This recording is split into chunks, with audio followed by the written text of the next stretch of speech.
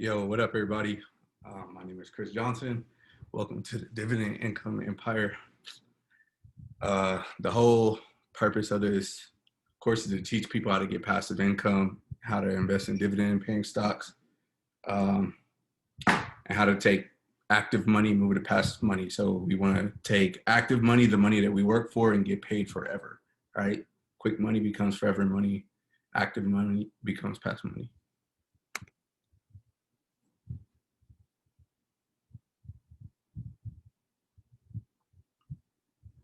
All right. So the whole purpose of this is, for me, the purpose of getting money is to buy your freedom, financial freedom, time freedom, location freedom, all that, and then turn around and do the same thing for my children, for my parents, for, my brothers and sisters, or at least to show people the way, right? So one of the biggest misconceptions, one of the biggest lies that we've ever been told is this concept of retirement, right? Like one day you're supposed to work until you're 65 years old and you retire. And when they say retire, they mean the government's going to give you money, right? Like the government's going to give you enough money to survive plus whatever you've been saving, right? But retirement is not an age. It's a mathematical formula. Once you have more passive income than money you spend per month, right? Going to work is now a choice, right? So that doesn't mean you have to sit around and do anything, once you get enough passive income. But I mean, if you want to go be a damn bodybuilder or football coach or whatever you want to do, you're free to pursue your own passion. So if you and your family burn $3,200 a month and you make $4,000 a month passively, you don't need a job, right? You can go start a business. You can go do whatever you need to do, right? So once your passive income surpasses your monthly spending, then that's what it is, right? You don't have to wait until you're 65 to start collecting money, right? Like you just start buying income now. You buy income. You could buy income for $10. You could buy, a stock for $10 that'll pay you 80 cents a year for the rest of your life. So if you're 20 years old, you get paid for the next 48 years off of one $10 purchase. That's the whole purpose of investing in these dividend paying stocks, especially the ones that have a track record for paying. They've been paying for the last 30, 40, 50 years, right? So dividend paying stocks are simple. They're an effective way to help you buy income. You can even kickstart your children's wealth by buying them income as well. So, if you have small children in the house, and you want to set them up to be financially free or to be wealthy, you could just start buying them. Like imagine instead of at 18 years old, instead of giving your kid 20 grand for college, you're like, well, you have an investment portfolio that's 30K or 20K, but it pays you, I don't know, $4,000 a year, and it's going to continue to pay you $4,000 a year. So it's on you to grow it, So, but you just start young, because the compound interest it hits. You need time in the market, right? So start with your children very young. All right, so here, investing in dividend-paying stocks, slow and steady wins the race. All right, I know that, most people watching this don't got 40 grand just to drop on some stocks or drop on an investment, right? But just because, you can't afford to do 10 grand at once, 5 grand at once, doesn't mean it's not worth it, right? A lot of people say don't invest in the stock market until you make X amount of money a year. Don't do this until, I don't know, it's all stupid. They're just stupid, right? So I made my first stock purchase 10 years ago. It was $35, and I've just been building for 10 years. And it's a long game. So I realized I got 50 years to go. I'm 29 years old right now. I got 50 years to go to keep, playing the stock market. So every year I'm trying to get better, learning more. I'm not trying to take over the entire world. I don't want you to think you're going to try to take over the entire world in one day, in 1 month, in 1 year. I think this is something we're going to do every single day, every single week, every single month. We're just going to invest all our additional income. All right. So no matter what your income is, take a fraction of your money and make your money make you money. Right. So that's the whole thing of, portfolio income, passive income, is you want your money producing the money, because no matter what you do for work, you have to show up and you have to put in man hours. So it doesn't matter if you're a professional athlete or you work at Walmart. You know, you have to show up every single day, and that's how you make your money. One day, you're not going to get a paycheck from, if you're a professional athlete, from wherever you play, you know, ball, or if you work at Walmart. One day, Walmart's not going to pay you anymore because you're going to get retired. You're going to retire. You're going to get sick. You're going to get fired. For some reason or another, you're not going to get paid anymore from your employer, or your business will go out of business if you're an entrepreneur. Whatever the case is, one day you're not going to want to work anymore, right? And all the money that you've been accumulating over the course of however long you've been working needs to take care of you. You know, you're not waiting on the government to take care of you. You're going to build a plan so you can take care of yourself, and you can speed up the entire process. You don't got to wait till you're 65, right? You just need to focus on building a portfolio, whether it's with stocks or real estate, however you want to do it. But just know, keep this concept in your mind that whenever you get money, your active money, you have to buy money, passive money, right? If you have an extra few dollars laying around, buy some shares, start a side hustle, whatever, you know, however you can make some extra money. Go drive Uber for all I care. Do whatever you need to do so then you can buy forever money. All right, the whole point is to take your active money and make it forever money. This is not trading. This is not trading in the stock market. Trading in the stock market is something completely different. This is not trading. This is not flipping. This is not any of that stuff, right? This is, you just buy and hold. You let time and compound interest do its thing. All right, the future is coming whether you like it or not. Whether you think 40 years is going to go by, whether you think you're going to be alive for the next 40 years, no matter what you think, like 40 years is coming, right? So set yourself up for success. 10 years is coming. Tomorrow's coming. So don't wake up tomorrow and act surprised like you didn't know it was coming. Tomorrow's coming, right? Set yourself up for success. Set your children up for success. Your spouse up for success. You know, the future is coming, so this is why you got to prepare for it.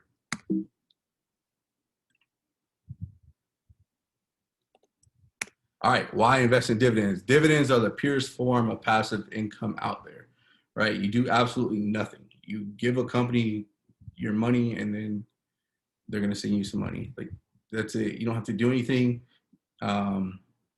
They produce income with the money that they get from all their investors. They give you a reward for it in the form of cash or more stocks. Most pay once a quarter. There's 4 quarters in a year.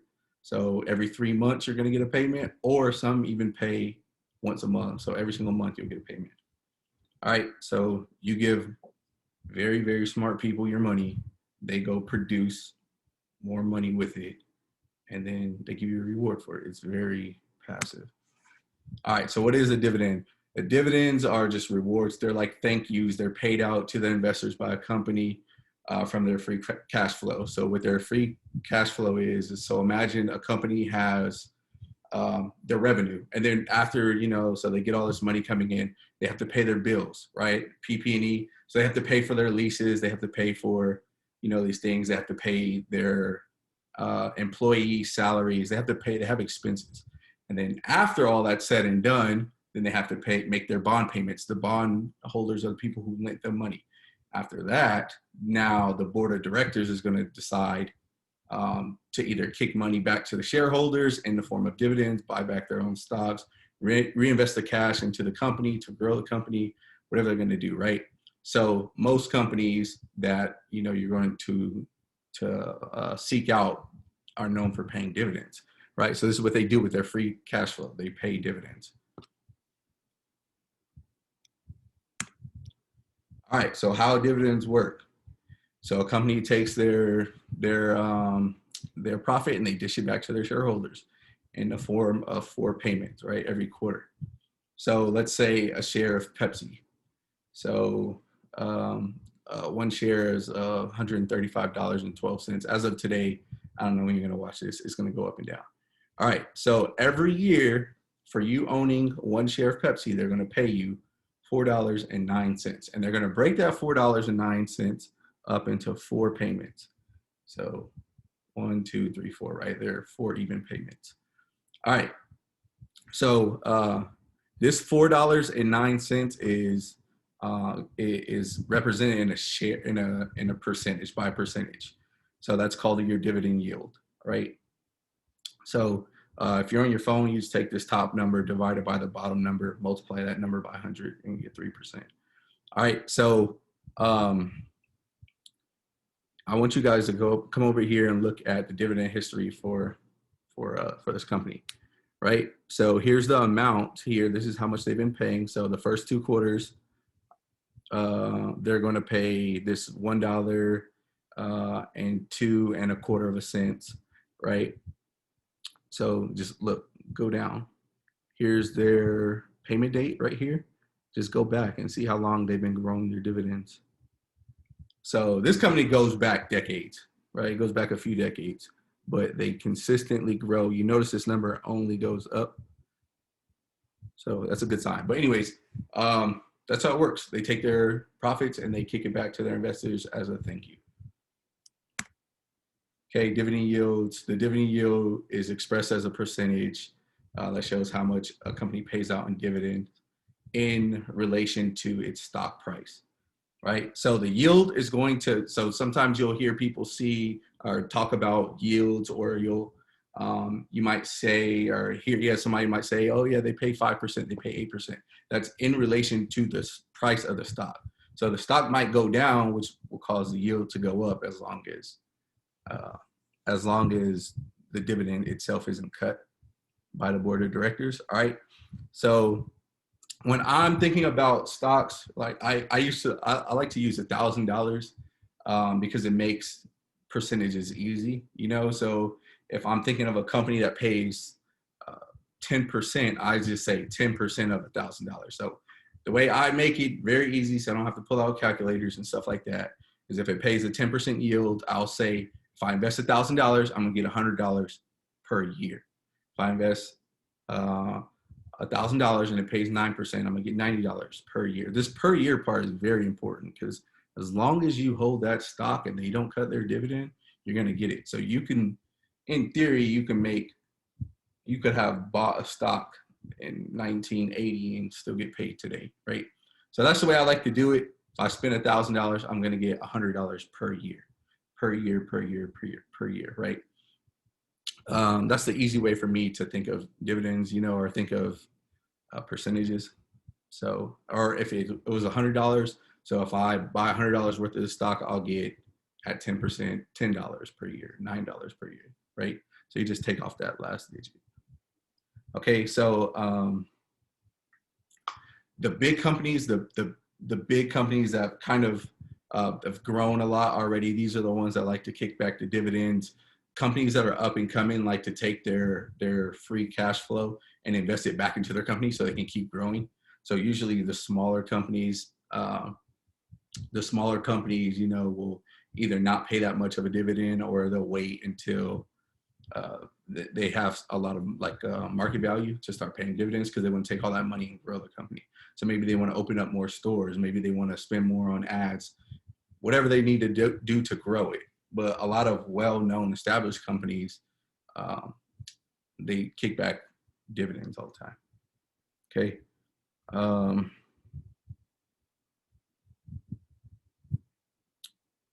right, that's it for here.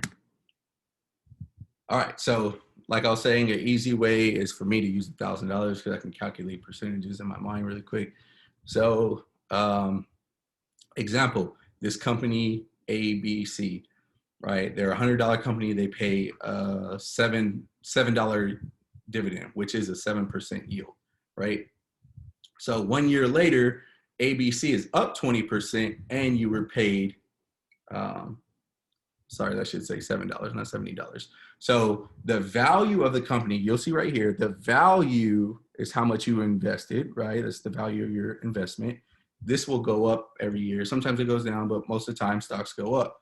So after 1 year, let's say this $1,000, or on this side, $100 grew 20%, right? So the value of your investment is your $100 plus 20%. Plus $20, so $120, plus you were paid a dividend, okay?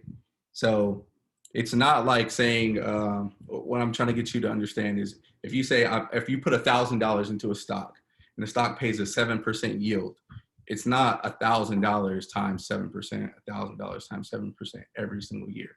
The value, that $1,000 will go up as the stock appreciates, okay?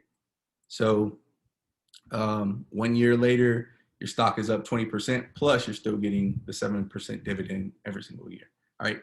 The yields will go up and down based on the value of the current value of the stock price. All right. So yield traps. So when people hear about dividend yields and they start seeing these companies that pay out, 15%, 20%, most of the time these companies can't sustain paying out that much to their investors, right? So what happens with the yield traps, or what people call yield traps, is the price of a stock falls drastically, right? Which brings the yield up. So the yield is a percentage that represents the stock price. Stock goes down, the yield goes up. Okay, the rookie investors, they look and they say, oh, sometimes you think the dividend's on sale or the income is on sale, or sometimes you just say, oh man, they're going to pay me 30%. I could put $1,000 in and get $300 every single year. And then what happens is the company realizes it can't pay out, the company lost too much money, they can't pay out. The board of directors say, yo, we got to cut our dividends to keep the operations going. So then so they'll come out, the directors will come out, the company will come out and say, yo, we're cutting our dividends. This happened with this company, BP, right? A very, very, very big oil company. They just came out and say, yo, we got to slash our dividends. And then the stock price goes falling. So these rookie investors who ran in chasing these higher yields, they get caught with this stock that just fell and is not going to pay them the dividend that they thought they were going to get, right? So more important than the percentage, don't just look at this percentage. More important than the percentage is how many years consecutively have they been growing their dividend? How many consecutive years have they been paying their dividend? What is their dividend payout ratio, right? So this is a scale between 0 and 100 right here.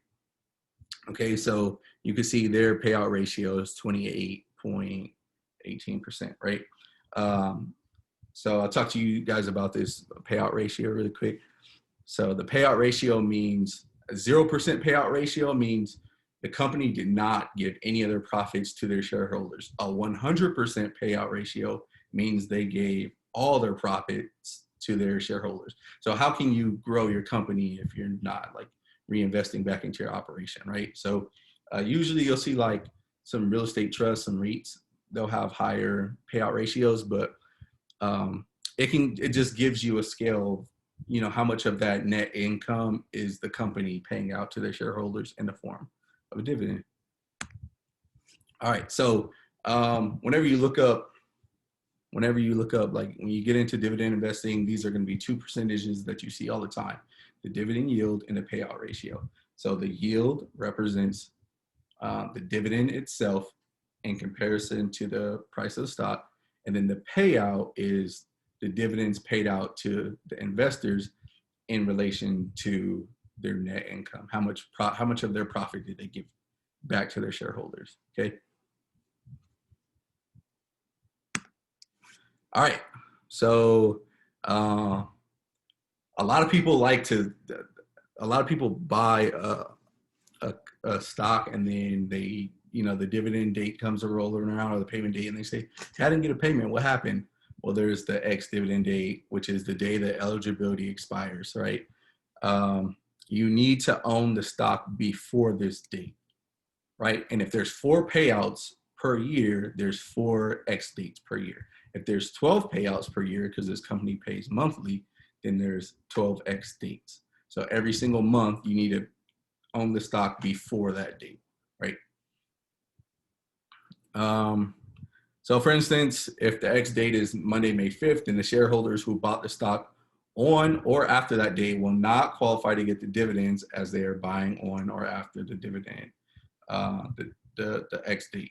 Shareholders who own the stock 1 business day prior to the X date, that would be, so since this is on Monday, that would be on Friday, they will get their dividend. So the X date is announced in advance to whenever the dividends can get paid out. So you're going to have some time, right? So just remember, you got to own it before the X date, not on the X date, before the X date. All right. Oh, also want to show you this. The payment date is usually 2-3 weeks after the X date. If it's a monthly paying stock, it might be 5 to 7 days. So it'll be the X date, and then you'll get paid, you know, a few days later, a few weeks later, 2 weeks later, whatever. I'm going to put some additional resources for you guys. There's some important dates that you should know about dividends and their definitions. This will be in the additional resources. All right, so finding the X date. All right, so most of the time, this is one of the most important things that all these websites will tell you. All right, so it's going to be right here, big and bold. What's the X date? So if you buy on August 12th of 2020, you're not going to get the next dividend. So if you go right here, you see that for the 8/12 X date, the payment date is a whole month later. So it's not going to happen until September 10th. If you buy it on the 12th, you're not getting paid on the 10th. You buy it on the 11th or whatever the previous business day before this was, you're going to get this payment on the 11th. So let's say you decide to invest in ExxonMobil on August 15th. Then their next X date is going to be somewhere in November. So you'll qualify for that one, but you're not going to qualify for this one because you bought it after the X date. Get it? All right. So yeah, different websites. I'm just showing you guys. Look for that X date. It'll tell you when it is. And then there's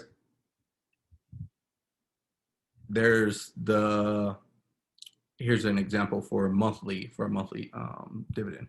So this company, they pay every single month. So the X date is every single month. There's the one in January, February, March, April. You can even gauge right here and say that the X date, so for this company, the X date's usually towards the end of the month, or it's always towards the end of the month.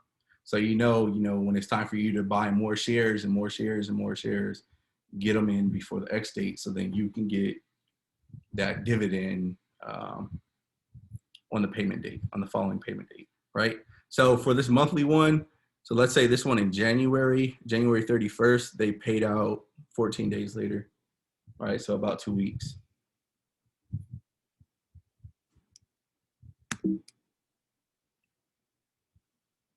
All right, this is talking about the payment date. The payment date is usually, if you search a dividend history or search the stock or the ticker symbol and then search the payment date, it'll always pop up, right? This is the day that it's going to hit your account. All right, so you're going to get a notification. Like here's one of my notifications.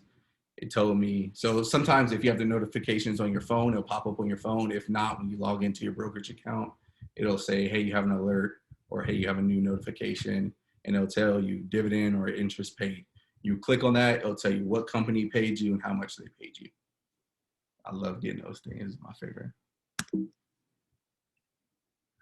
All right, so for example, this is one I got for AT&T on August 3rd.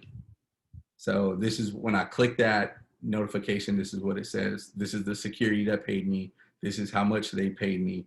And then it'll tell you if you're enrolled in a dividend reinvestment, your dividend will automatically be reinvested in the same security, right? So that's called a dripping, a dividend reinvestment, right? So you have two options when you get paid out. So option one is to take the cash. So for instance, this $3,200 here, I could take that cash. I could do whatever I want to do with that cash, really. I could invest into another stock. Maybe I want to invest into another stock that's another dividend paying stock that's taking a hit right now. So I know I could buy some income at a discount because the stock price is down. So maybe I want to take this $3,200 and I want to, I don't know, go buy some shares of Coca-Cola or something because their price is down.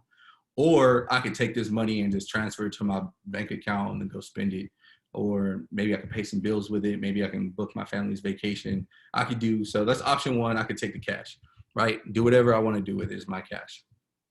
All right, mind you, this is taxable income. So for the following tax year, I'm going to have to pay taxes on the income. All right, so the second option is to drip it. So a dividend reinvestment plan. So I can take this money, well, it's an automatic thing, but they'll take this $3,254 and they'll buy $3,254 worth of AT&T stock, right? I don't have to do anything for it. So if you look down here at the bottom, these are my notifications. So as you'll see, August 3rd, I got paid out the dividends for all my shares. And then, so this is the green, what I got paid out, and then they automatically reinvested it right back into AT&T. So the value of my investment account went up, but I didn't see any actual cash, right? I don't need the income. Like, this is going to be on you to decide. But if you don't need the income just because you're trying to build your account and maybe, you know, $3 or $100 or $400, whatever it is, isn't really going to, like, you're not investing to pay your bills, you're going to start taking your money later, then just drip it. Just keep buying more shares, keep buying more shares. Because the next time I get paid, my next payment is going to be more than $32.54 because now I own 109 extra shares, right? So that $32.54 bought me 109 more shares. So the next time I get paid is going to be 52 cents per quarter times everything that I had plus 109, right? So every single time, every quarter, this payment's gonna get bigger and bigger and bigger and bigger. In 15 years, it should be nuts. All right, so it is taxable income. There's a tax center in your brokerage accounts. They'll show you, they'll give you a 1099. You'll have a Schedule B. So I'm not going to talk too much about taxes because it's kind of complicated, right? Like for me to sit here and explain it, because how long you hold the security matters, your personal income can matter, things like that, right? But so I'm not going to talk to you guys about that too much, but I'm going to put resources. I'll put like a link to a YouTube video to explain it. But you're going to have a tax center. This isn't something that you have to sit down and pull out a piece of paper and try to calculate it. Like, you go to your tax center and then they'll have a form right there for you. Click it, and then you'll take that to your tax preparer. If you do taxes yourself, you know what to do with the 1099. All right.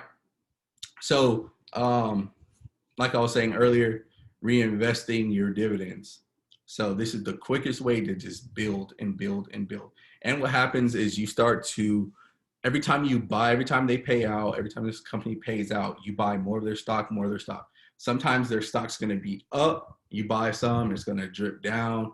I mean, it's going to dip down 4 months later or 3 months later. You get your second payment, comes back up. You get your third payment for the year, it goes back down. So you're just building an average, right? When you're investing, you want to buy at the lowest cost possible. You want to buy as many shares as possible at the lowest cost possible, because when the stock price eventually goes up, value of your account is going to go up, and you're going to get paid more dividends because you own more shares, right? So this is why you set up the drip plan. Compound interest is something crazy, right? So we're going to talk about, you know, compound interest a little later. So here's like some of my, here's some of mine. So this is MHI. MHI is a municipal bond. You guys are going to have resources for municipal bonds at the end of this as well. But municipal bond, notice it says it's non-taxable, right? So this is me investing into a fund that lends the federal government money. So because I'm lending the federal government money, I don't pay federal income tax. Plus, I live in a state, the state of Nevada, that has no state income tax. So this money is completely tax-free, right? So I got paid out $768. They pay monthly. I take that money and I have them reinvested right away. All right. This was the previous month. So check out how this works. So this was the month of June, and then this one up here is the month of July. So it's the same company, or it's the same stock, MHI, but notice how in June I got paid $688, and then I bought more shares. So my next payment went up to $768. And then the following month it's going to go up a little more, and then a little bit more, and a little bit more, and a little bit more, because I'm just buying more shares automatically because I dripped it. Okay. So whenever you go to your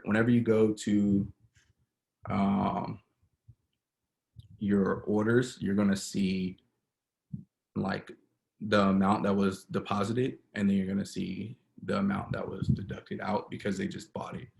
They gave you the money and they invested it right away, right? So you'll just see the same number twice. All right. Whenever you log into your brokerage account, they always have some type of option for you to opt in dripping or opting out, right? So you can just enroll your account in drip. So these are like some of the stocks that I own. I just click them all, right? I don't need that money right now. Sometimes I'll unclick one, I'll take it, and maybe I got to pay some bills or something that I don't know. Sometimes I'll take some out. I'll take off the drip, but for the most part, all the big ones I'm going to stay invested in. So for me, like my original plan was to put a bunch of money into a municipal bond, take the money because it's tax free, pay for my cost of living. But then I realized I just take care of my cost of living and my active income and let the passive income keep growing by dripping it, right? So you can click on all your eligible securities. If you own stocks in your portfolio, if you own stocks that don't pay dividends, let's say Tesla, for example, you own Tesla, it's not going to pop up over here, right? Like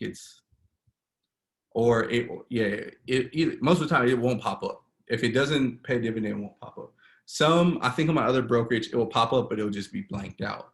But this is how you enroll to make sure that it's automatic. You just set it and forget it.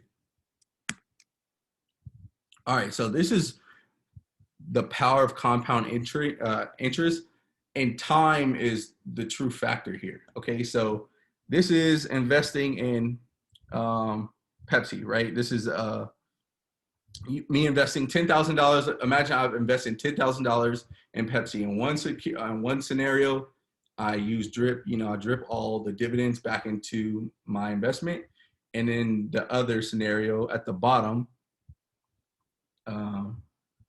I don't do it. Okay, so at the top one, after 5 years, the difference between my ending investment amount is $1,500 or $15,909, and then if I don't reinvest my dividends, it's $15,429. There's only a $500 difference here, right? So I didn't use the drip. I didn't use drip at all. I didn't drip these stocks at all. And there's 5 years later, there's only a $500 difference. Whoop-de-doo. But then let's move forward 15 years. So now we're going to go back to 2005. So imagine I invested in Pepsi, $10,000 in Pepsi, and I let it drip for 15 years. The difference on the total return at this point is $6,000, right? Which it's a significant difference, but over the course of 15 years, but look what happens at 25 years. Look at the difference of 25 years, right? And if you go on longer, 30 years, 40 years, 50 years, 60 years, it just grows and grows and grows, right? So when you're investing in dividends, or when you're investing in stocks that pay dividends, you're not really going to see the true magic the first year, the second year, the third year. It's going to be when all your all your dividends have been buying you dividends, right? It's when the money buys the money. It's when the interest hits the interest. It's all about compounding. This isn't a get rich fast program. This is a get rich for sure program. Okay. All right. So here's what's cool about investing in dividends. The bar to entry is so low. So some people might want to invest in real estate, right? A lot of people, for some reason, are either all real estate or all stock market, or they're usually all of one thing, right? A lot of people watching this, you might want to invest in stock market too, right? But you got to save up. There's requirements. You got to have proof of income, down payments, insurance for the house, blah, blah, blah, blah, blah, right? The entry to investing into a stock is super simple, right? So you can find better returns elsewhere. This isn't, you getting 8% dividends every year isn't like, I don't know, it's not really nothing. There's better returns out in the market, but they're not this passive, right?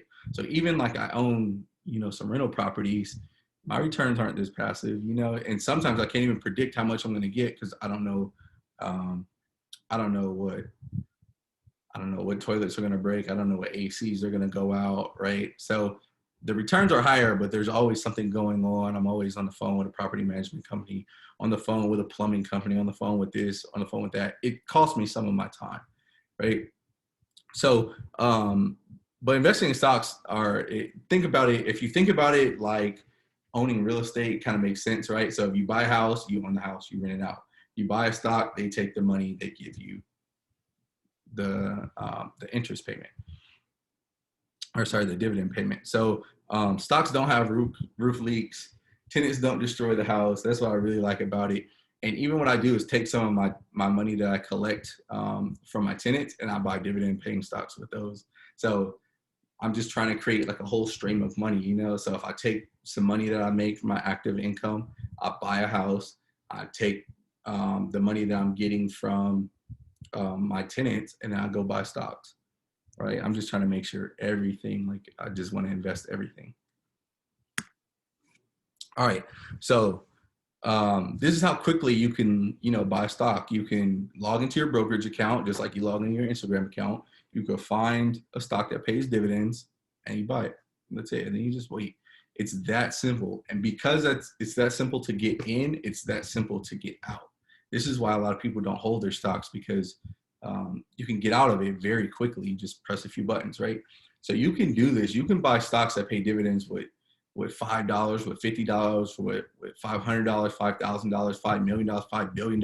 It doesn't matter. $50 billion, right? It's all fractal. You just buy more shares than, let's say, the next person who has 10 times more money or 10 times less money than you. You're just buying more shares than them. But it doesn't matter how much money you have, right? Dividend investing is for everybody, no matter your income level. So, if you have an entry-level job at McDonald's and you got an extra $30 that you want to invest in, make it happen, right? This pay period, then the next pay period. If, I don't know, you just got a lawsuit settlement or something like that, and you just got $60,000, the same thing. You can buy the same exact stock that the dude who was working at Walmart bought, but except, or McDonald's bought, whatever I just said.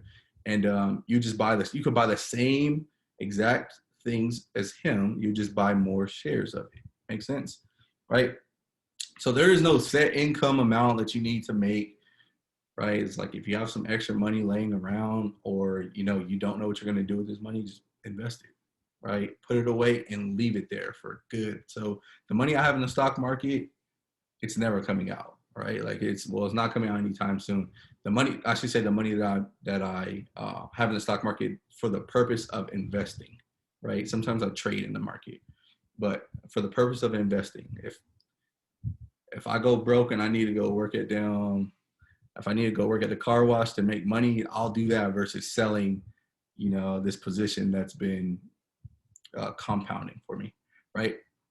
So you have an extra $200, buy some more. You found $20, buy some more. You're just buying income for the future, right? So every single day, I'll tell you guys something personally. Every single day that I wake up, Monday through Friday, I invest in the stock market. I wake up, I get up before the market, and then I'll just check my accounts. Like I'll check, my checking account. I'll see maybe sometimes I only got extra $30, right? And I'll just buy some. Sometimes I got extra $200. Sometimes I got extra, but I make it a habit. And the reason I make it a habit, it's all mental, right? Because if you tell somebody like I wake up every single day and I invest in the stock market, they're gonna look at you like you're crazy. But if you were to say you wake up every day, or you go out every day and you stop and get some food, like even though you have food at the house, like if you're wasting money every single day, nobody says anything to you. So we've been like branded and brainwashed to spend every day, even if we don't have to. We just spend every single day. You go to the store, oh, I like this new shirt. Buying shirts you don't even need and stuff like that. So the first thing I do when I wake up on the days that the market is open is very, very, very first thing I do is I just go buy some stocks, right? So if it's so let's say I got 15 positions, I got 15 different stocks in this brokerage account, and 5 of them are up and 10 of them are down. I'll just pick the ones that are down and I just say, all right, let me get a few more shares, let me get a few more. That's how I like to start my day. I'm brainwashing myself. Buy income, buy income, buy income, buy income. All right. So the downside to dividend investing is that it's extremely easy to quit. You put $1,000 into Coca-Cola and you log in 2 weeks later and it's at $1,000. You're like, man, I could have went and flipped this money doing something else, and you sell it and you take your money and you leave.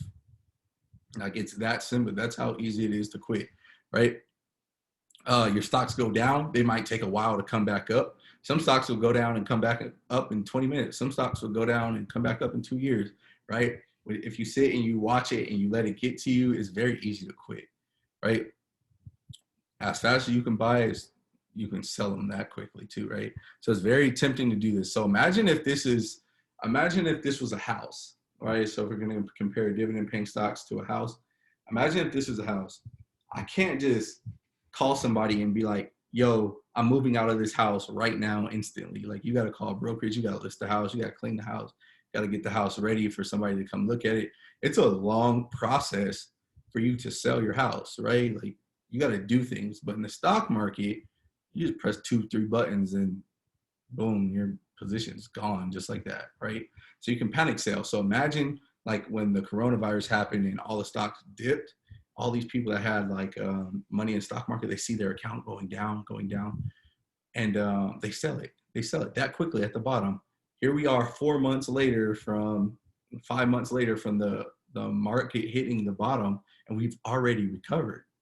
Well, the S&P 500 is already recovered, right? So they couldn't wait 5 months. They didn't know it was going to take 5 months, but they couldn't wait 5 months. Like, they just sold it at the bottom. They panic sold. It's very easy to do that. It's very easy to get on the phone with a broker and be like, sell my position. I see it's going down, right? Even though it's going to run right back up. All right. So if you sell, like the way I see it is I'm buying and I don't want to sell. Like, unless this company is doing something that's fraudulent, or unless the structure of the company changes or something, I'm married to the stock, you know?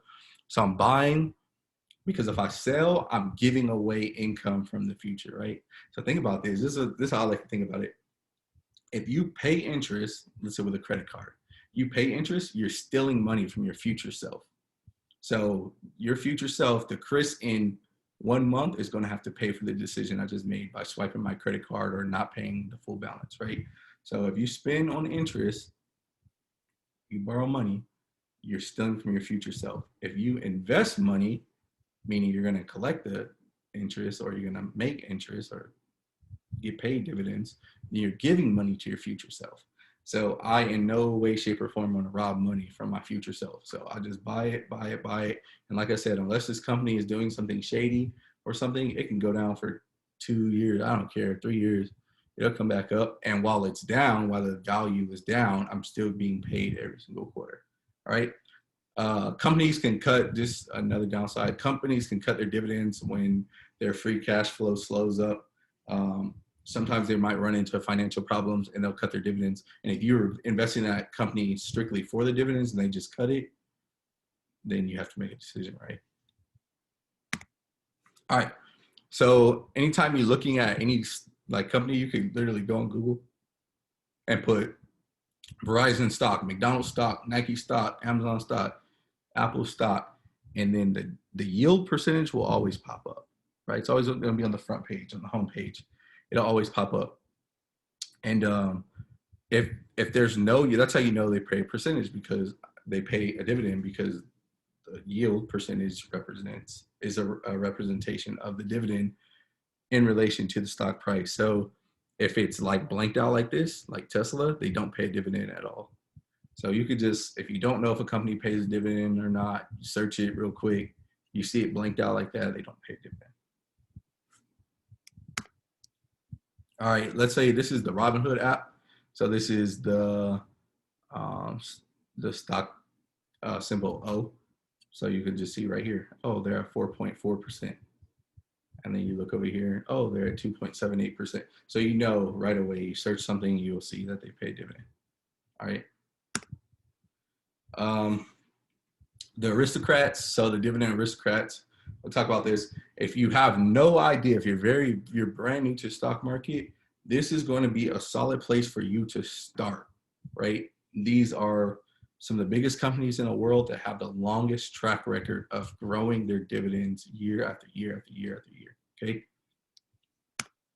So the aristocrats are a group of S&P 500 stocks that have grown their dividends for at least 25 years, 25 consecutive years. So longer than some of y'all have been alive. They've been growing their dividends every single year. They make it a point for their business to pay out to the shareholders and to increase how much that they're paying out every single year. So, there's different requirements that they have to meet to be, one of the aristocrats, but here's some of their requirements. They have to have grown their dividends consecutively for the last 25 years. They have to be an S&P 500.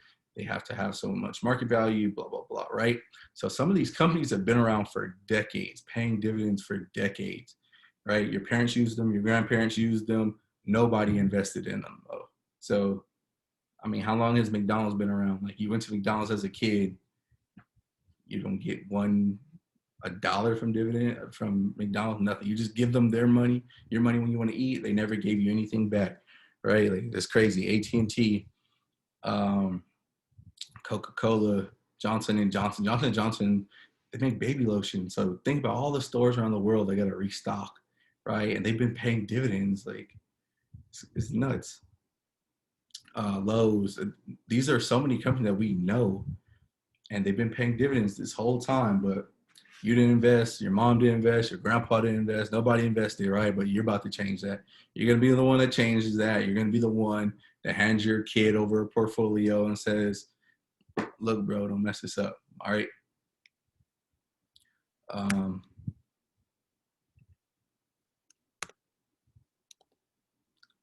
All right, so here's some of the aristocrats, right? There's different sectors in the stock market. There's 11 different sectors. And then so I'll just show you some of the aristocrats. Consecutive years of dividend growth. I actually think that this is at 62. I think this is an old slide that I pulled. I think they've been growing their dividends for 62 years now. So that's older than my mom's been alive, So it's crazy. So think about this. I really want you to think about this. My grandpa, your grandpa, maybe your great grandpa could have invested one time 50 years ago and would be getting paid every 3 months. Imagine getting paid every 3 months for 57 years, right? One time, they invested one time. The stock was probably $2.50 50 years ago, right? One $2.50 stock compounding for the next 50 years, right? And this is public information. I feel like we got robbed. Like, grandpa, you tripping. But, all right, 3M, Coca-Cola, Colgate, Johnson & Johnson, there's Procter & Gamble, Target. There's so many companies. I think there's 66 total that have grown that are in the aristocrats list, right? And then the sectors they belong to, okay?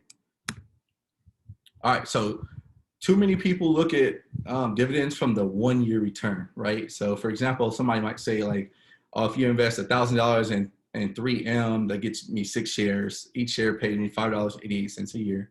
So if I give them $1,000, they're going to give me $35. Like, whoop-de-doo. I can go, I don't know, paint a wall if I want $35. Like, that ain't much. But they're missing the compounding factor. I'm going to show you the power of compounding, right?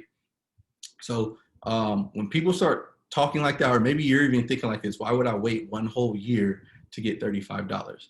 Well, one, Triple M, the value of their actual stock can go up. So like I said earlier, that 1,000 next year could be 1,200, plus you're getting the 3 point whatever percent yield, right? And then look how long they've been paying. They've been paying out. They've been growing. Every single year they're going up. They're going up.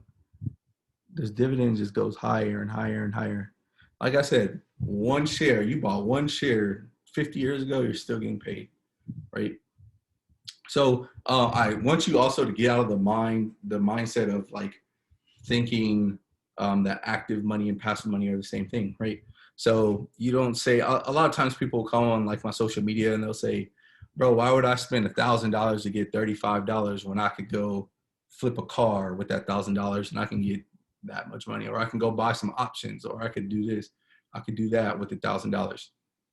All right, this is where the money sits permanently. So think about it more like a savings account than money you're gonna risk. So if you have a job, right? You pay all your bills, you got some money left over. Actually, you should be doing this first. But let's say you have a job, that's your active money, you buy passive money. It doesn't have to be dividend paying stocks, but just listen, all right? So, or you have an e-commerce brand, or you have some type of company, or you cut hair, or you babysit, you tattoo, or you write resumes, you file tax, you play sports, you flip cars, you do whatever. Think about this. Like, let's say you flip a car.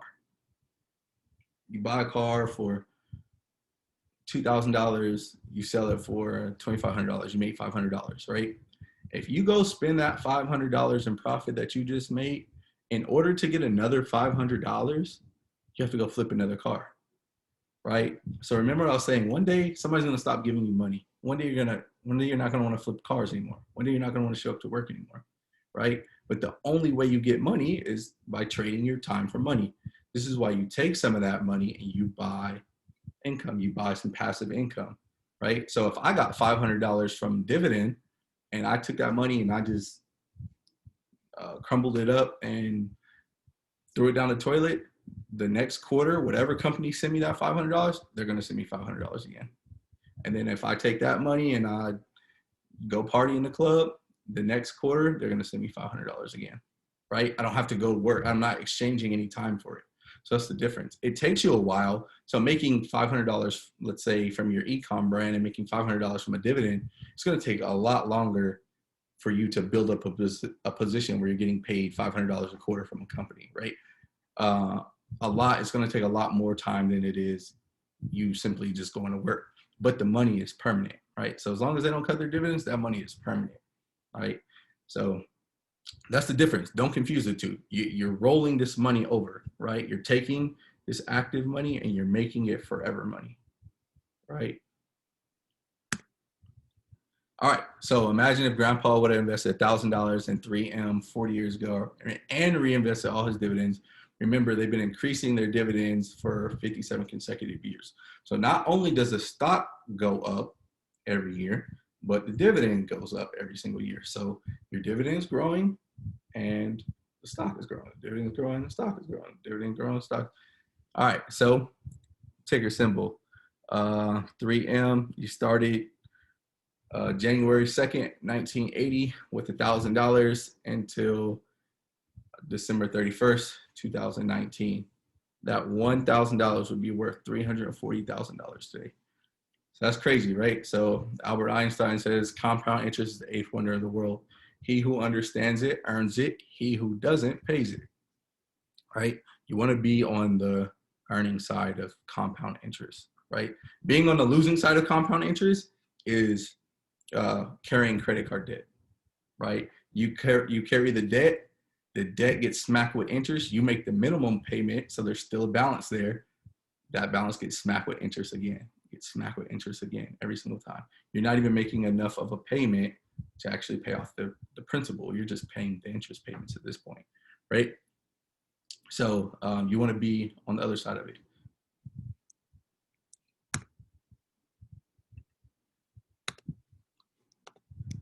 All right, so you don't want to just go look at high yields, and you don't want to just, listen to what some dude on the internet says about investing in dividend stocks, right? You want to go look at the payout history.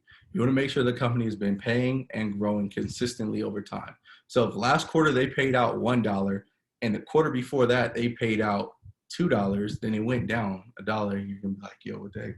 Why did the dividends go down? Dividends supposed to go up, if anything, Or last year they paid out $5 total for the whole year, and the year before that it was $7 total, and the year before that it was $8 total. You can see this company is going downhill, right? It's not something you want to invest in. So you want to make sure that the dividend is being paid consistently. You want to make sure it's being paid, or that it's growing over time. Companies with dividends that go up and down, it shows a lack of growth and a lack of priority for the company. That means the company is not a priority for this company to give their shareholders money. Sometimes they do, sometimes they don't. Sometimes they want to give them a little, sometimes they want to give them a lot, right? Keep your money out of these companies' hands. Okay. Always check the payout history. You want to know, go look back. If they haven't been growing their dividends over the last, we'll say 5 years, right? Last 5 years minimum, stay away, right? It needs to go up if it does go up, it needs to go up. If it's been going up, if you're going to invest, it needs to go up for the last 5 years. All right. Simply, you can Google dividend payout history. You can go to the NASDAQ.com. So, for instance, if I search T and then NASDAQ.com, I can click over here, dividend history, and then it'll show me all their payouts. So, look, the last payout was in April. It was 52 cents. Before that, it was January, 52 cents.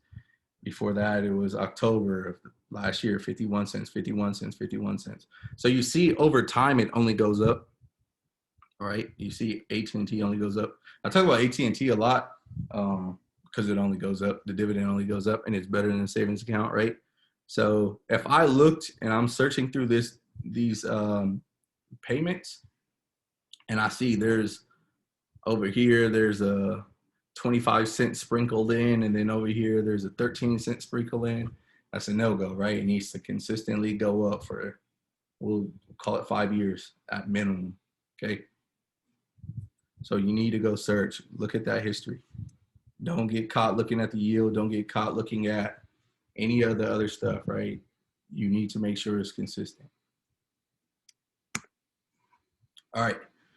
So when you find you a solid company that has been paying out consistently, and you're watching them, and then one day you log into the stock market, one day you go on stockcharts.com and you notice that that company is down, the price has dropped, or maybe you've already invested in them and then the price dropped drastically, like with the coronavirus happening and the stock market tanked, right?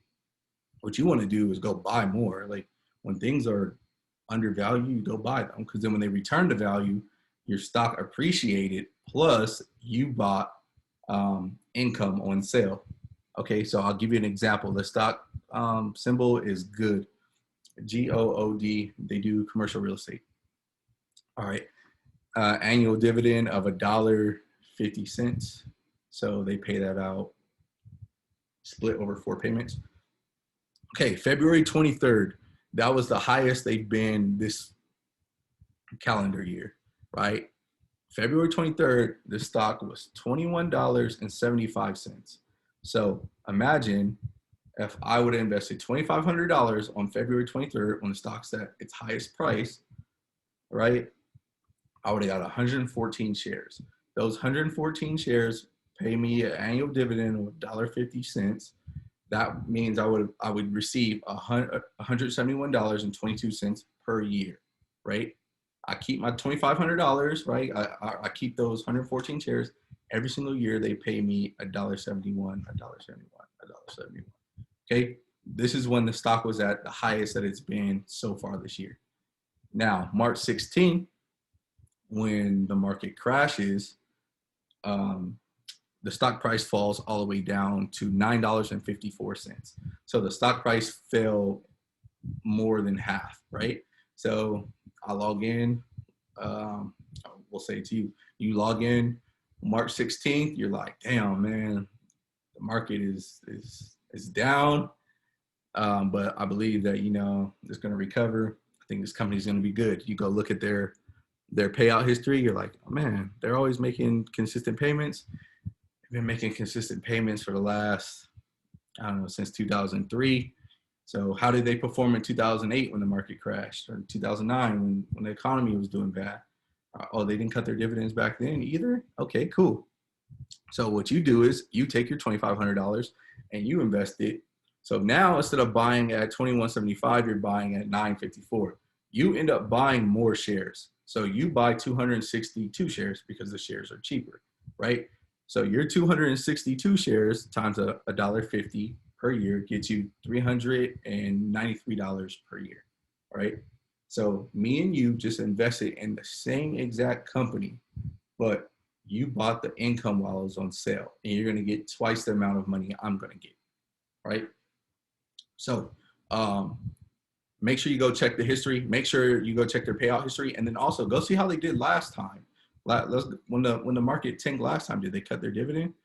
as long as they don't cut their dividend, you're just buying income on sale, right? So I do this in all my long holds. If I wake up and ExxonMobil is down, I'm like, well, I'm never going to sell in the first place, so I might as well just buy some more and bring the average cost down. And every time I buy one share, I'm buying income. I'm buying income for my future self. All right. All right. Don't put all your eggs in one basket. Don't put all your eggs in one sector. All right. So here are the major sectors in the stock market. All right. So there's different sectors, different companies do different things. This is the way our economy works, right? You want to keep your portfolio diverse. So when one sector gets blasted, others are booming. When you can't control the conditions, of the local economy, of the national economy, of the global economy. Remember, we're in a global economy, so most of these companies are relying on other companies to do business with. They're relying on ships to deliver products. They're relying on the internet to be up. They're relying on this company to keep all their customers' data secure. Like, all these companies are intertwined. So there's a lot of things that could go wrong that you have no control over. So if let's say you have $5,000 to throw in to start your portfolio off, or maybe you have $400 to start your portfolio off, and you put it all into energy, you put it into ExxonMobil, right? And now there's some type of oil war going on with Saudi Arabia and Russia. So the price of oil is just dropping like crazy. It's dropping the stock. And that's where all your money was put. You didn't divide it up. You put all your eggs in one basket, right? So even if you would have invested, let's say, half of it in ExxonMobil and the other half in Chevron, it's still oil, right? Like, it's still, when the oil sector gets hit, and the oil sector will get hit every few years, all your stocks are down because you put all your eggs in one sector, right? So there's a lot of things that are out of your control. You can do all the research you want. You can go look at the history. Companies are going to go through things. The stock markets are going to go up and down. There's going to be pullbacks. There's things that are out of your control, right? You just don't want to get your entire portfolio blasted at the same time, all right? So fraud, hacking, scandals, the CEO is doing stuff he shouldn't have been doing. Maybe there's some insider trading going on that's making the investors want to sell off their portfolios, causing the stocks to tank. I remember a few years ago, Target got hacked. That dropped the price of their stock. Interest rates from the Fed that could that could affect the banking, which might affect the banking stocks. So that's in the financial sector. Oil wars, like I said, Saudi Arabia just might one day just up the price of oil. Or a few months ago, they had this oil war going on with Russia. It's out of control, bro. Trade agreements. Maybe the U.S. and China are having, some conflict about trade agreements. So how can Walmart import their products that they need for their stores if the U.S. doesn't want to let China? I don't know. However it goes, natural disasters. So you invested in some REITs and some data centers. Hurricane came through, smacked all the data centers. They can't collect their money. They can't collect their lease payments. You just never know. All right. Politics, everything, anything can and will affect your sector. So you want to stay divided up amongst sectors. You want to put maybe some money in the financials, some money in energy, some money in real estate, some money in the utilities. You know what I'm saying? Don't put all your eggs in one sector. So even if there's, a promising 9% electric company or energy company or whatever, don't put all your eggs there, right? All right. Moving on, REITs, real estate investment trust. So a real estate investment trust is a company that owns, this is from REIT.com, by the way. It's a company that owns, operates, or finances income producing real estate, right? There's the federal government has given some direct requirements for these companies to meet. If they meet these requirements, they can be considered REITs. We'll talk about some of those requirements, but this is a very cheap way to invest in real estate. You don't even have to go buy a whole house yourself. You could just buy some shares in a company that owns apartment buildings or owns retail centers, own malls, own all that stuff, right? So, oh, sorry, here we go. How does a company qualify as a REIT? So to qualify as a REIT, a company they must invest at least 75% of its total assets in real estate. So they can't be making their money from selling, I don't know, chocolate bars. They gotta make most of their money from actual real estate. Um, oh, here's the most important one. Pay out 90% of its total taxable income in the form of shareholders dividends each year. So these companies get tax breaks if they kick back money to their investors, right? So they're going to go make money. They're going to go collect rent. They're going to go buy these buildings and get these companies to lease these buildings from them just so they can give you money. The very cost-effective way for you to get in real estate. REITs don't have toilet issues. REITs don't have to wait on plumbers. REITs don't have to get inspections for Section 8. REITs don't have to do any of these things, right? Maybe the company does, but all you do is invest your money. They do the rest, all right? They have to have a minimum of 100 shareholders. So it's not John and his brother kicking back in the house, taking your money. You know, they have to have at least 100 investors. But some of the things that REITs can own, some of the types of properties REITs can own: offices, apartment buildings, shopping malls, warehouse, retail centers, medical facilities, data centers, cell towers, hotels, you name it. You probably lived in an apartment building that was owned by a REIT. I know you've been to a mall that was owned by a REIT. It's just like, all right, look at this mall. It's a pretty cool mall. I don't know where it's at, but look at this mall. Some company owns this mall. McDonald's has to pay every single month. They have to pay a lease. The same way if you live in an apartment, you have to pay a rent. Same way, you know, wherever you live, you got to, you know, pay to lay your head. Claire's, they have to pay rent. All these stores in here have to pay a lease to be in this mall. So every day, thousands and thousands of people go to hundreds of different malls, thousands of malls around the world. They spend their money, right? They spend their money in the stores. The stores have to pay the owner of the malls, the owner of the shopping center, the owner of whatever, right? The owner, the REITs, they turn around and pay their investors, right? So all these people are getting up, going shopping, and then you're going to sit back and collect the money, right? You and all your REIT investing friends are going to sit back and collect the money. All right, that's like the flow of the economy right there. So they get up, they go work all day, and then on Saturday they go spend their money because they want new shoes and stuff like that. New Nikes just came out. Nike has to pay the Ontario Mills Mall or the Arizona Mills Mall to be there. So you're indirectly just, you know, you own SPG, which is a REIT that owns that mall, both of those malls. Boom, you just got money, right? All right, here's a data center in Atlanta. It's owned by this REIT, DLR. I like this REIT. You can see they have their logo on the door.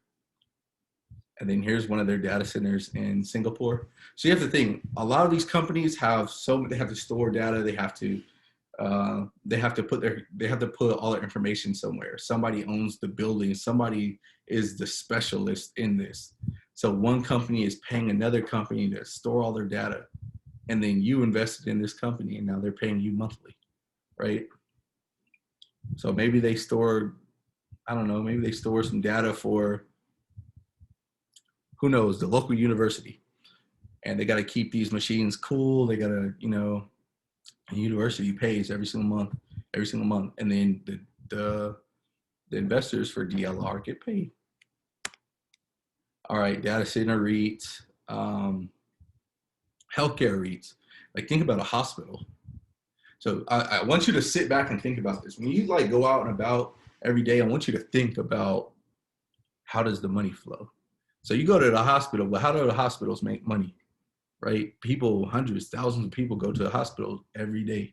Hospital is not a free service. It's not like some public service stuff. They make money, and they make money through insurance, right? So whoever owns the hospital doesn't own the building, right? So they're paying to be in this building, right? So there's REITs that own hospitals, that own healthcare facilities, like these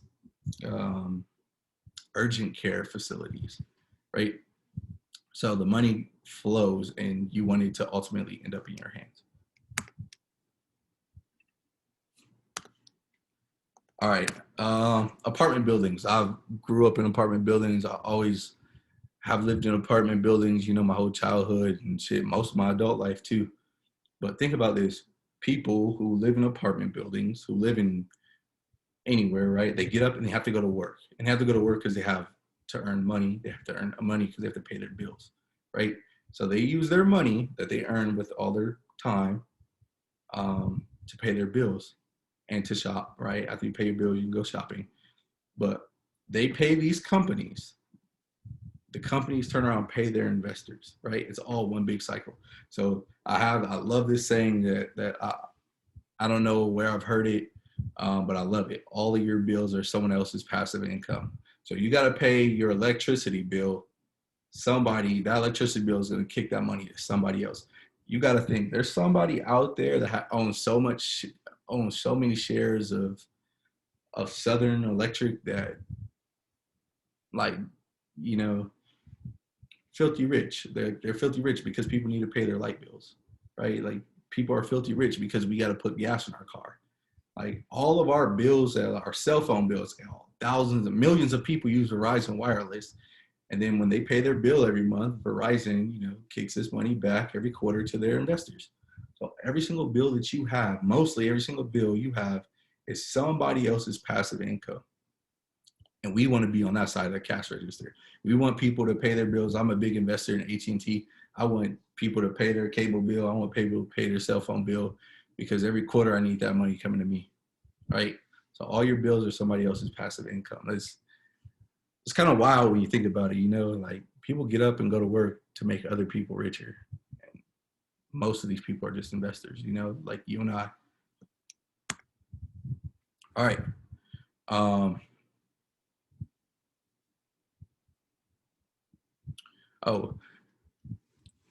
right. So John buys, oh man. You know what? This wasn't supposed to be in here. We're skipping that. All right. $2.7 million. Okay. This is the average income an American worker will make in their lifetime. So assuming you start working at the age of 20 and you work to 65, that's 45 years of work. That's $60,000 a year on average, right? There's no reason why people can't invest 10% of that every single year. I'm just talking about investing, not saving. You got to save up for emergency funds. So maybe you're saving 5% of that and you're investing 10% of it, right? But $2.7 million. You're going to work all your life to come up with $2.7 million and you're going to retire broke. Like, bro, what did you do with your $2.7 million? Like, you're going to rely on the government now? You've been working for the last 45 years, right? So one of the unique problems is you're going to make most of your money. You're going to make the bulk of your money in your 40s, right? This is when people start reaching the top of their income, of their earning power. But time is the most important factor, right? You need to be in the market for years and years and years to let compound interest do its thing. So when you're in your 20s, you're not earning as much money as you eventually would go off to earn. This is when you need to be investing, right? Like, you can put up a smaller sum of money and let it compound longer than if you were trying to play catch up in your 30s, 40s, 50s, 60s, right? Like, so for all you youngsters out there watching this, yes, bro, you putting $3,000 in the market at 20 years old when you're 60 is going to do wonders for you versus the 60-year-old trying to throw 15K in there for 5 years. All right. So yeah, you're going to get your 2.7 million. I want you to think about that. You're going to lose a third of it to taxes. It's like 800K, right? But what are you going to do with the other 1.9 million? What are you going to do with it, right? So imagine if somebody handed you $2.7 million or $1.9 million right now. How would you create enough money to survive for the next 45 years, right? Because all you have to do from there is just backwards plan. You could collect 8% on that money, $160,000 a year if my math is correct, right? $160,000 a year in dividend paying stocks. And you don't touch the actual principal, right? So if you save, this is the difference between saving money and living off of your savings and buying something that produces income, right? So imagine you save up $100,000 and you live off of $20,000 a year. You can only survive 5 years. In 5 years, that money will be gone, right? Let's say you have $100,000 that pays you 8% a year. That's $8,000. Every single year, you could blow $8,000 and you still have $100,000. Makes sense, right? You want to live off of interest paid. You don't want to live off of your principal. Okay, the goal is to keep building these accounts, keep building these accounts, keep building these accounts, and don't touch the principal. Because then when it's time for you to move on and pass away, you just pass that down. And then you pass that down, you pass that down. Somebody out there is making so much money from doing nothing because their grandpa made some investments, right? And their grandpa is in the grave. We want to be that grandpa. I want to be that grandpa. You bought this, so you want to be that grandpa too, right?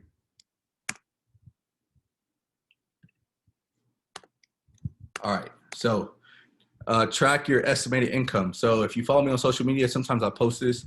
I track this. I know this number at any given moment. You can ask me what my estimated income from dividend paying stocks is, and I can tell you every single day, right?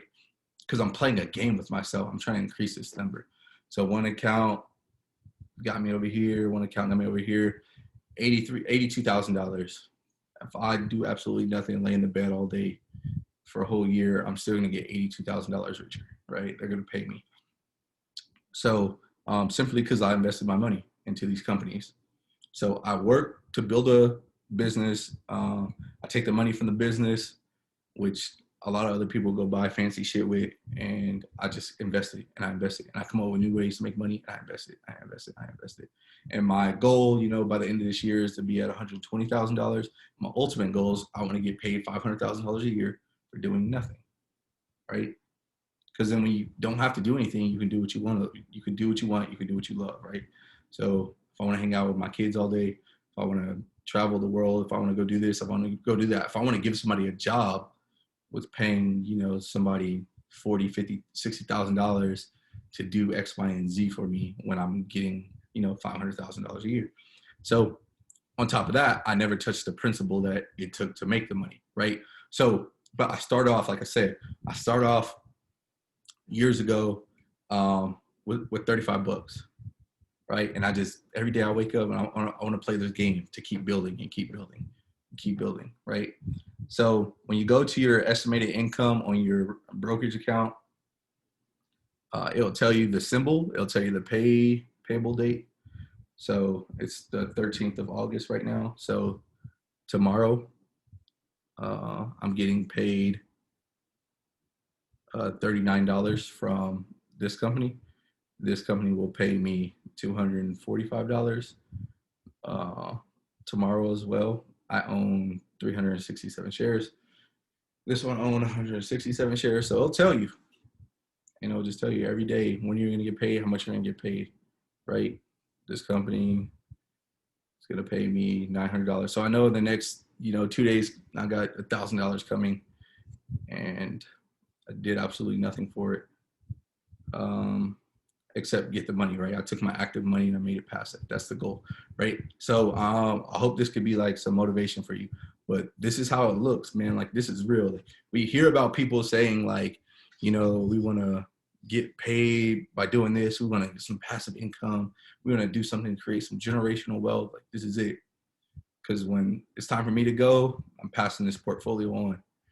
And they aren't going to touch the principal. They're just going to live off these dividends, So this is what it looks like when you go to your estimated income. Every major brokerage has an estimated income tab.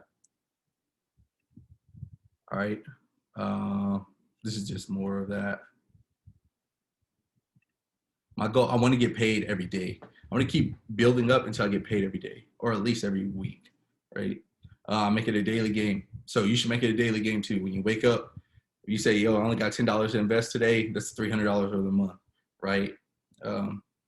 Or maybe if it's $10 for the week, it's $100 for a week. If it's $1,000 for a week, just keep building. Maybe you just start off $100 a week, you end up at $1,000 a week, because your income's going to keep growing. Maybe you start off at $1,000 a month and you end up at $3,000 a month, right? So here's some of the aristocrats. I just sorted them by price.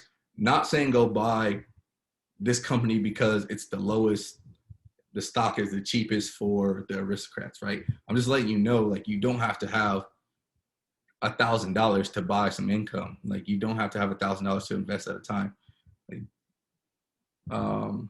PBCT actually is one of my bigger positions. $11.65. So when I wake up tomorrow and I only got $11 to invest, I just grab me one more share. I'm playing a game to rewire my brain to say, invest first, spend second. Invest what you have first, live off what you have second, not the opposite. Not go spend and pay all your bills and then maybe you have something left over. You know, we're playing for the long run. So here we go. $11.65. They're going to pay me $72 a year. That's a 6% yield. I'm looking for 4 to 8%. Once you go over 10%, you get a little too risky for the yield. But there you go. Like, bro, $12, right? So I'm just showing you guys, you know, you don't need $1,000 at a time. Somebody will, like, people message me all the time. They say, bro, I only have $400 to spare. What should I do? Like, all right, well, if that's your absolute last for $400, then nah, don't buy no stocks. But if you only have $400 to invest, you say, what? Wait till I get more money? Like, no, bro, you want to get in the market as soon as you possibly can, right? And then also, you want to make sure that you're investing money that you don't need to pay your bills. Because if your stock takes a dip, you buy a share for $100, you buy $1,000 worth of shares, right? Or worth of stock. And it takes a 10% hit. Now it's worth $900 and you need to sell it to go pay your rent, right? You just lost $100. So on top of you paying your rent with the money, you lost $100, right? Just because you weren't thinking long term. All right.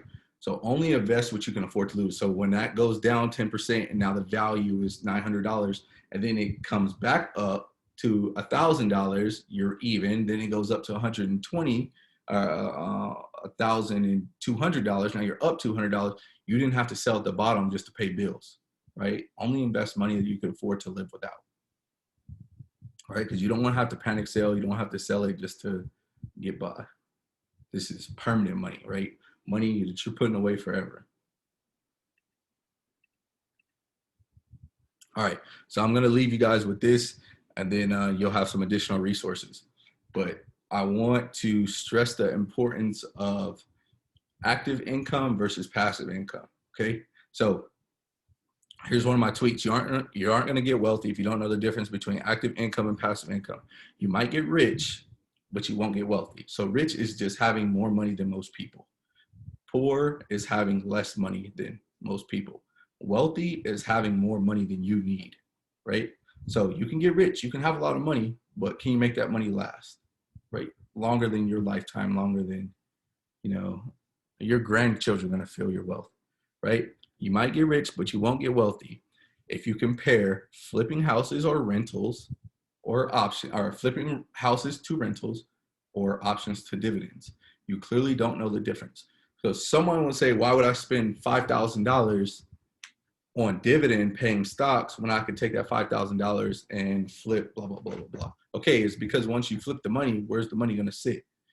I know it's not going to sit in a savings account because they might give you a quarter, right? This is the final destination for the money. It's just going to sit, right? So you have to know, you take the active income. The goal is to grow your active income as high as possible. And then you take your profits, you take your pay, and then you make that money permanent, right? So you can't compare active income to passive income. You take your active income and you make it flow to the passive income, right? So you can't compare flipping houses to buying and holding rentals. You can't compare trading options to dividends, right? You obviously don't know the difference between active income and passive income, right? So if you get $5,000 from your rentals and you blow it all on a vacation, the next month when people pay you rent, your $5,000 reappears. You still own a house, plus you got your $5,000 back, right?